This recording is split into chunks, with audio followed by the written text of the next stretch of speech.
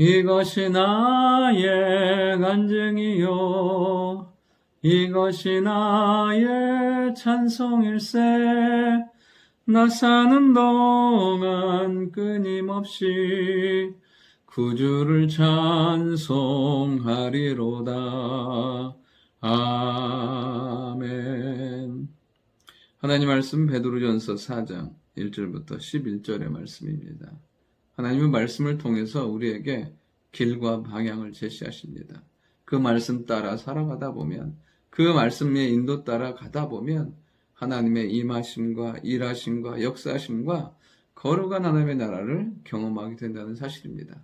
오늘도 말씀의 인도 따라 사는 우리가 될 수 있기를 원합니다.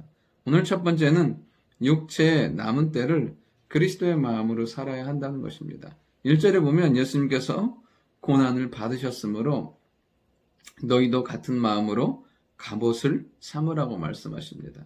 우리의 죄와 우리의 연약함과 우리의 한계를 덮을 수 있는 것, 새롭게 할 수 있는 것은 그리스도의 보혈과 십자가의 능력 말고는 없습니다.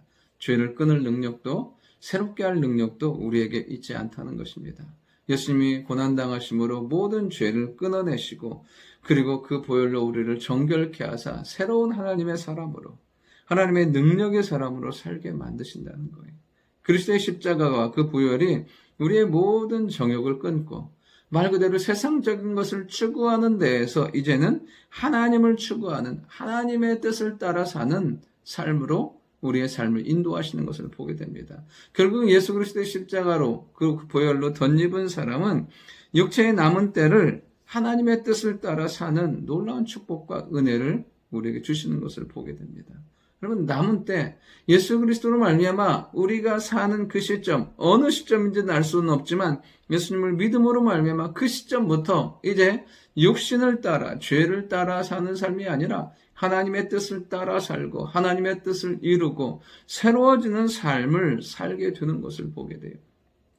그러니까 신앙생활 하면서 그냥 계속 연장선상으로 가는 게 아니라 예수 그리스도를 믿음으로 말미암아 그 삶이, 그 점이 포인트가 되어서, 전환점이 되어서 우리의 삶이 달라지고 변화되고 새로워지는 것을 보게 돼요. 그리스도의 보혈이 우리를 더 이상 죄 가운데, 육체의 악한 습성 가운데 살지 아니하고 하나님을 따르는 거룩한 마음과 믿음을 주셔서 주를 따르며 우리의 남은 때를 세상에 썩어질 것이 아닌 영광 가운데 하나님 앞에 드려지는 삶을 살게 만들어 주실 줄 믿습니다. 두 번째는 복음이 하나님을 따르게 한다는 것입니다. 4절부터 6절의 내용은 결국에는 이 멸망 가운데, 죄 가운데 심판받을 사람들에게, 우리에게 하나님의 복음이 증거됩니다. 그러니까 결국엔 어떻게 되냐면 하나님을 따라 살게 하기 위한 거예요. 여러분, 복음만이 하나님을 따라 사는 삶을 살게 되는 거예요. 허물과 죄로 죽어버린 인생에서 이제 하나님을 따르는 삶으로 우리의 삶을 바꾸어 주신 거죠. 여러분, 말씀이 들린다는 것, 말씀이 임한다는 것, 그 말씀이 믿어진다는 것은 정말 놀라운 가치인 거예요. 여러분, 사도행전에 보면 바울과 바나바가 회당 가서 복음을 전합니다. 그러자 따르는 사람들도 정말 많지만 극렬히 반대하는 사람들도 있어요. 똑같은 자리에서 똑같은 복음을 들었는데 어떤 사람들은 그것을 통해서 믿고 구원받지만 어떤 사람들은요, 그들을, 바울과 바나바를 죽이기로 결단하고 작정하고 모든 것들을 동원하는 악한 무리로 바뀌는 것을 보게 돼요. 여러분, 우리 안에 복음이 들린다는 것, 믿음을 주셨다는 건요, 그것 자체가 축복인 거예요. 그리고 하나님을 따라 사는 것.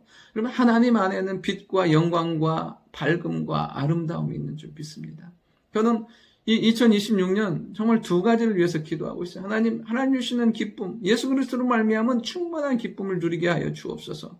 그리고 또 하나는 하나님 믿음의 역사를 경험하게 하여 주옵소서. 요즘에 제 입에서 제일 많이 나오는 말이 뭐냐면 믿는다는 거예요. 그래, 나는 믿어. 하나님 믿습니다. 여러분, 정말 우리가 주를 따르는 삶, 하나님을 따르는 삶은 말할 수 없는 평강과 말할 수 없는 은혜와 말할 수 없는 축복으로 우리의 삶을 인도해 가실 줄 믿습니다. 다윗이 고백했던 것처럼 여호와는 나의 목자시니 내가 부족함이 없다고. 하나님을 따라 사는 삶에게 영적으로나 육적으로나 삶으로 부족함이 없는 놀라운 은혜로 채워지게 될 줄 믿습니다. 그리고 세 번째는 뭐냐면 마지막 때처럼 살아야 한다는 것입니다. 오늘 7절에 보면 이렇게 기록되어 있습니다. 만물의 마지막이 가까웠으니. 여러분 그렇습니다. 여러분 만물의 마지막이 가까운 거예요. 근데 사실은 이 베드로전서가 기록될 때에는 이미 약 2000년 전이에요. 그때에도 마지막이라고 느꼈던 거예요. 여러분 종말에는 두 가지가 있어요. 우주적인 종말이 있어요. 예수님 오시면 끝나요. 그리고 또 하나 개인적인 종말이 있어요.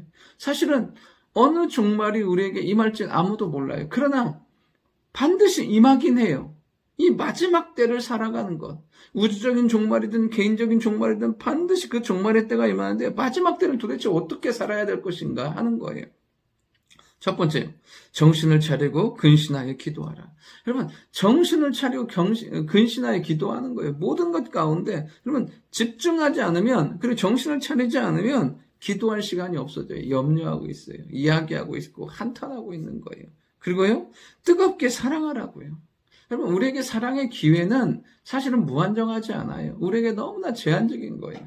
주신 모든 시간들마다 사랑하며 세워가는 우리가 될 수 있기를 원합니다. 그리고 우리에게 각자 주신 은사대로 섬기고 하나님의 복음을 전하며 날마다 하나님께 영광 돌리는 삶을 살아가는 것.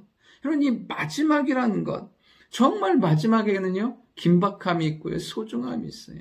우리에게 주신 모든 시간들을 소중하고 아름답게 주님 앞에 드리는 우리가 되길 원하고, 이 마지막 때를 살아가는 우리에게 주가 주시는 충분한 은혜와 영광이 있기를 원합니다.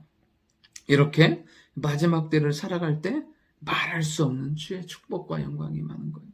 오늘도 하나님 주시는 축복을 누리고 은혜를 누리고 오늘 하루의 충만한 은혜, 오늘 우리에게 주신 놀라운 성령의 역사가 나에게 임할 뿐 아니라 나를 통해서 내 삶의 영역에 흘러가는 축복의 하루가 될 수 있기를 원합니다.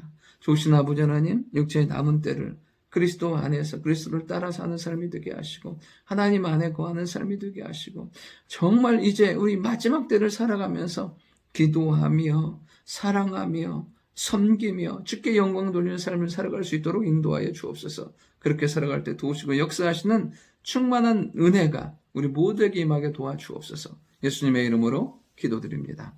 아멘.